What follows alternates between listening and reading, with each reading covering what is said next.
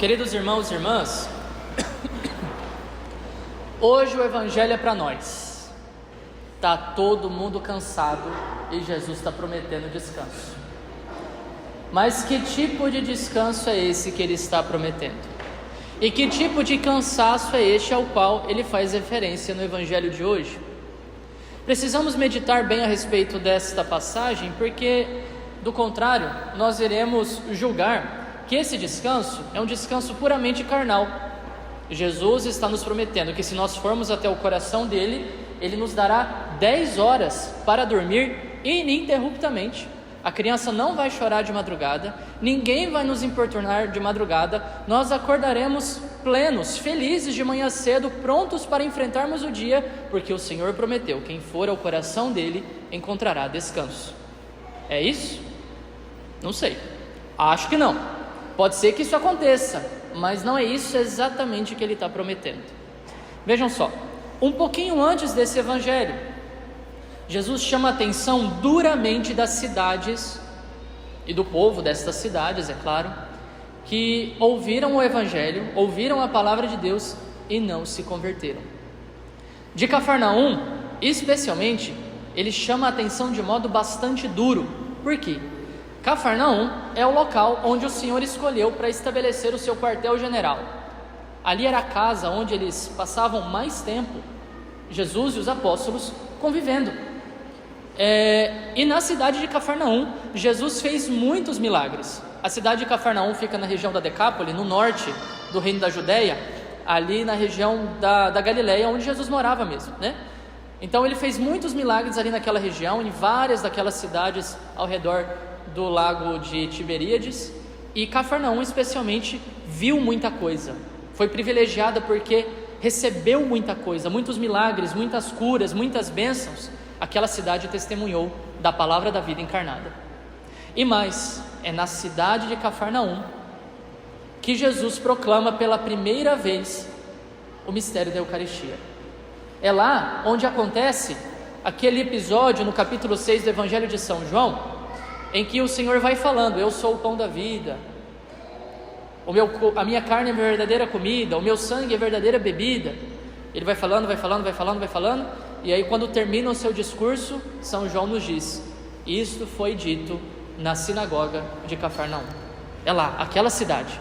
A cidade viu vários milagres de Jesus, a cidade foi moradia de nosso Senhor Jesus Cristo na terra, a cidade ouviu pela primeira vez o discurso sobre o pão da vida, da Eucaristia. E o que é que Jesus fala de Cafarnaum? São palavras dele, abre aspas: e tu, Cafarnaum, serás elevado até o céu? Não, serás atirado até o inferno. Olha que palavras fortes. Olha que palavras fortes. Porque se Sodoma e Gomorra, se Sodoma, né? Ele fala só de Sodoma. Se Sodoma tivesse visto os milagres que foram feitos dentro dos teus muros, subsistiria até este dia. O que aconteceu com Sodoma? Os pecados que aconteciam em Sodoma bradaram os céus.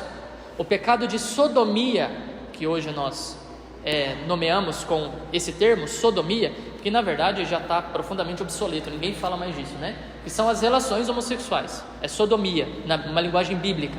O pecado de sodomia não tem esse nome à toa, é por causa da cidade de Sodoma.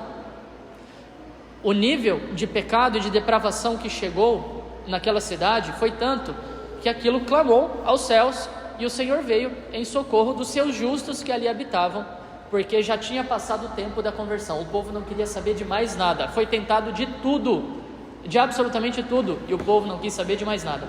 E aí Deus manda os seus anjos para retirarem Ló e a sua família da cidade. E o povo, quando vê os anjos, que não chegaram lá com asas, né? Chegaram em forma de homem.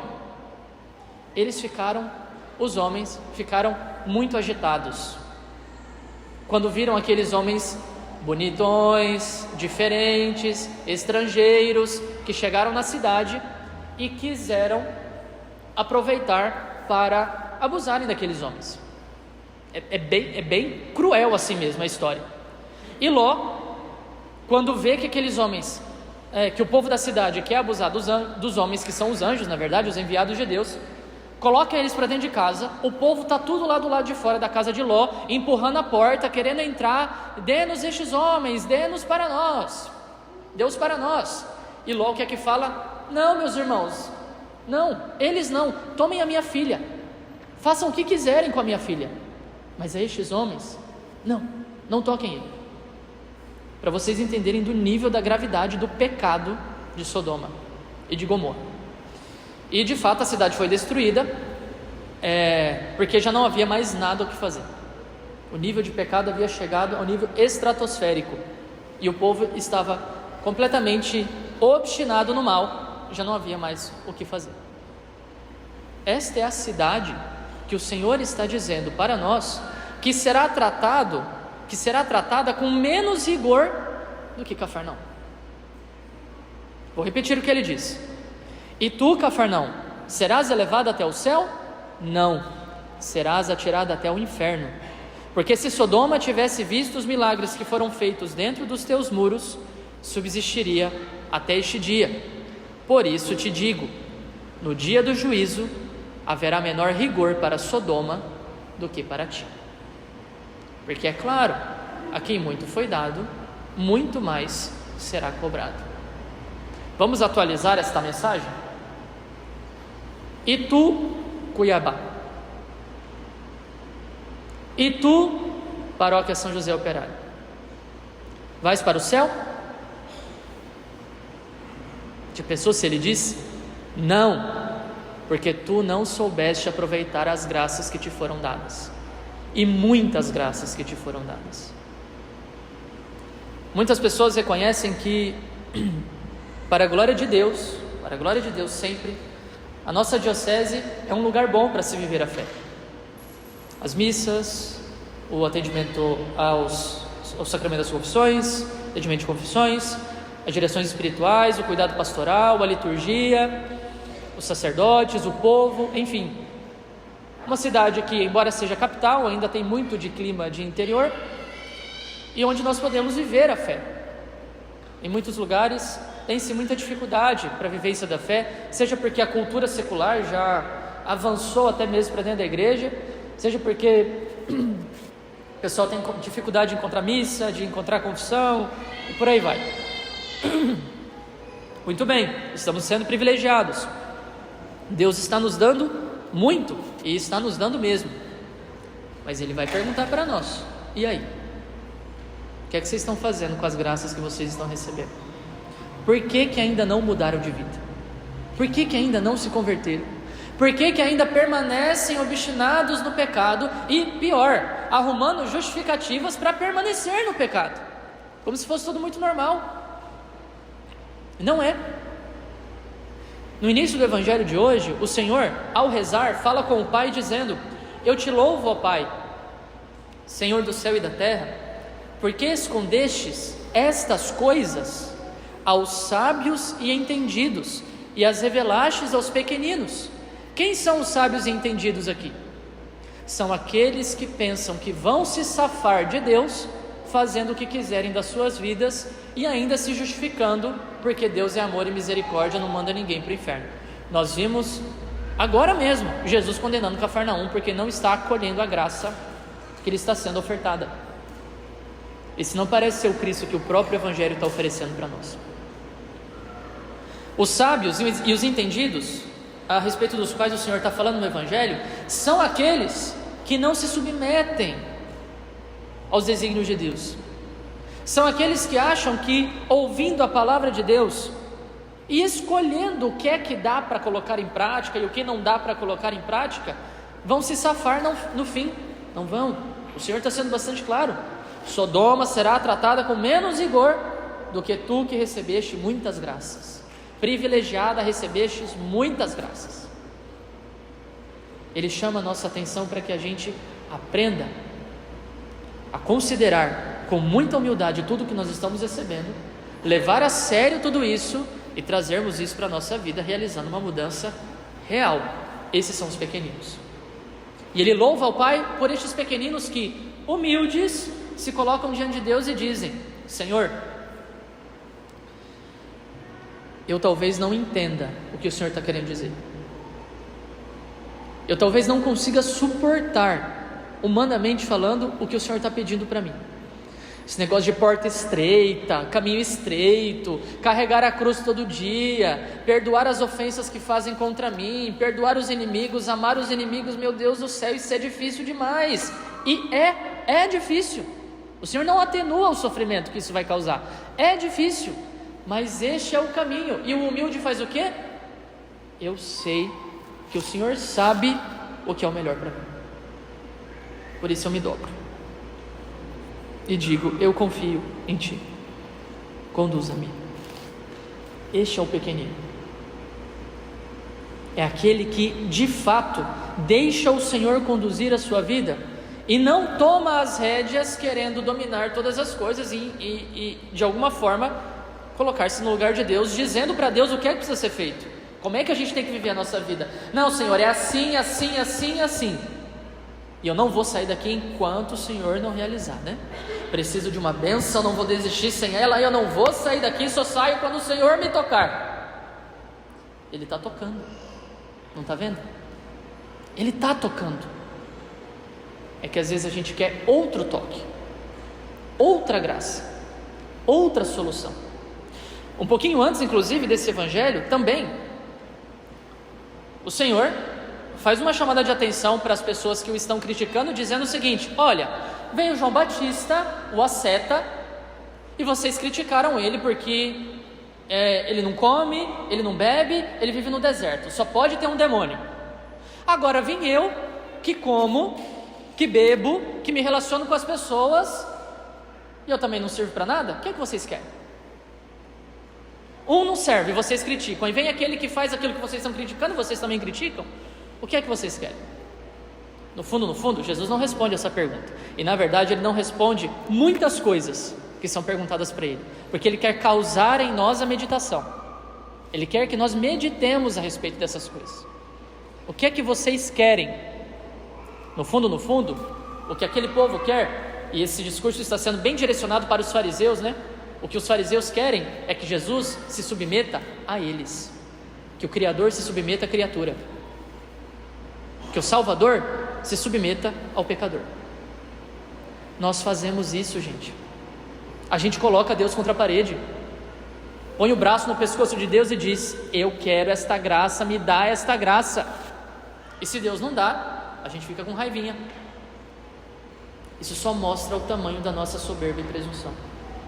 Nós estamos aqui para abaixar a cabeça e humildemente dizer: Senhor, eu creio, embora seja muito difícil de viver isso que o Senhor está pedindo, eu creio, aumenta a minha fé e me conduza.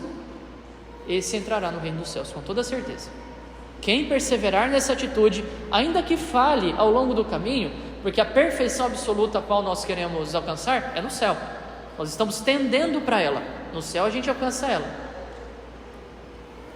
Mas aqueles que virarem as costas para a palavra de Deus e tentarem criar o seu próprio caminho, isso vai ser bem ruim. Nós já estamos ouvindo exaustivamente a palavra de Deus, exaustivamente. Modo de dizer, é claro, né? Que a palavra de Deus nunca se esgota. E aí, para que nós não saiamos dessa reflexão completamente abalados, desesperados, sem esperança nenhuma, o próprio Senhor nos dá esperança quando na segunda parte do Evangelho Ele diz: muito bem, vocês estão com medo? Vocês estão angustiados? Vocês estão cansados porque já não sabem mais o que fazer para encontrar a alegria que tanto desejam? Eu dou a solução. Vinde a mim. Vinde a mim. Vinde a mim, todos vós que estáis cansados e fatigados sob o peso dos vossos fardos, e eu vos darei descanso. Se fosse só cansaço físico, vá lá, até que daria para aguentar. Mas o cansaço que a gente tem, muitas vezes, é existencial. É um cansaço de alma, de quem já não sabe mais o que fazer da própria vida, já experimentou de tudo um pouco que o mundo pode oferecer e continua cansado, interiormente triste, angustiado, ansioso, não sabendo para onde ir, naquele vazio interior que o nosso mundo é mestre em gerar dentro de nós. Oferece tudo e não entrega nada. Absolutamente nada. O Senhor quer curar o nosso coração. Ele de fato quer aliviar esse peso e esse cansaço, mas isso só vai acontecer se nós de fato formos a Ele. Senhor, eu estou aqui, me ajuda. Ótimo. Ele vai dizer então o que é para fazer. Está dizendo na palavra de Deus. Vamos colocar em prática. Porque esse cansaço, ele só vai ser debandado pelo descanso que o Senhor nos dará, se nós aprendermos a trabalhar pelo reino dos céus, em nós, em primeiríssimo lugar. É um descanso, portanto, que vem do trabalho. Quem quiser descansar, vai ter que trabalhar. Essa é a verdade. Ah, padre, mas eu ando muito cansado. Tudo bem, tudo nós. Você pode perguntar para qualquer um, como é que você está? Estou bem, vírgula, mas estou tão cansado. E quem não está? O trabalho nos dignifica, é claro, porque através dele nós colocamos em prática o projeto de Deus para nós e começamos a nos submeter pelo exercício da humildade cada vez mais ao projeto de Deus. É preciso trabalhar para ir para o céu. O reino dos céus é daqueles que fazem violência. O caminho é estreito, a porta é estreita. Muitos são os que se perdem porque acham que estão seguindo a Deus, mas na verdade estão seguindo a si próprios, acreditando que estão seguindo a Deus. O Senhor nos dá o caminho é o seu coração. E Ele completa dizendo: tomai sobre vós o meu jugo. O que é um jugo? Jugo é um pau, no seu sentido mais literal, um pau, um pedaço de madeira, que era colocado sobre os ombros, o pescoço, dos bois, para amarrar neles o carro de boi e o boi conseguir levar o carro, certo? Então é um negócio que pressiona aqui no pescoço, aperta. Ele está dizendo então o seguinte, Jesus, utilizando essa palavra: tomai sobre vós o meu jugo, ou seja, algum jugo vai ter, algum peso e algum sofrimento vai ter, mas tomai o meu, e aprendei de mim, que sou manso e humilde de coração, pois o meu jugo é suave e o meu fardo é leve. Ah, mas eu não queria jugo nenhum. Desculpa, no momento nosso restaurante não está oferecendo essa opção, e esse momento vai durar até o fim dos tempos. Então é pegar ou largar. Ou é o jugo do Senhor, ou é o jugo daqueles que prometem uma vida livre de jugo e que depois infernizam e escravizam até o fim. Satanás sabe muito bem como nos conquistar, prometendo uma vida livre de sofrimento, de angústia, de jugo qualquer, enquanto que Jesus muito sinceramente diz: não tem jeito, o jugo faz parte, o sofrimento faz parte da vida, e se a gente não aprender a lidar com ele, a gente não entra no céu. Então vinde a mim, ele diz, vinde a mim e tomai sobre vós o meu jugo e aprendei de mim, porque sou manso e humilde de coração, e vós encontrareis descanso.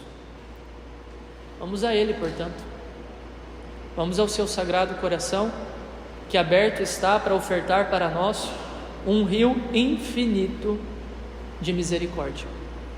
O Senhor, meus irmãos, Ele está disposto a fazer de tudo pela nossa salvação, absolutamente de tudo. A cruz é uma prova disso. Nós só não iremos entrar no céu se nós de fato não quisermos, porque por Ele entra todo mundo. Oba, eu quero entrar. Então ouçamos a palavra de Deus. Ele está nos indicando o caminho. Existe um trabalho a ser realizado aqui, um trabalho para toda a vida, e confiemos nele. Deus é por nós, com toda certeza, e é muito, muito, muito bom. E quando faz para nós estes alertas duros, como o que fez a cidade de Cafarnaum, faz simplesmente porque nos ama, para nos alertar: olha, por esse caminho não vai dar certo, volta atrás, ainda dá tempo. Para Sodoma e Gomorra, acabou o tempo. Para Cafarnaum, também, porque a cidade não existe mais. E para nós? E para Cuiabá? E para a Paróquia São José Operário? Ainda há tempo. Vamos aproveitar. Louvado seja nosso Senhor Jesus Cristo.